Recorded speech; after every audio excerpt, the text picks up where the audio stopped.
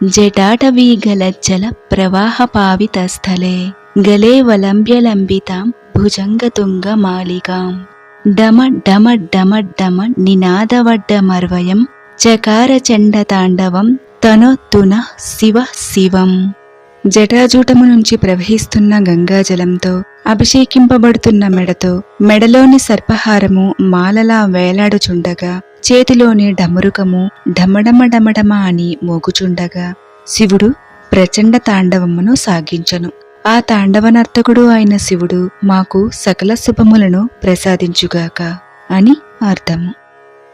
జటాకట సంభ్రమ భ్రమన్నిలింప నిర్ఝరి విలోల వీచి వల్లరి విరాజమానమూర్ధని ధగ ధగ ధగ జ్వలల్లాట పట్ట పావకే కిశోర చంద్రశేఖరే రతి ప్రతిక్షణం మమ.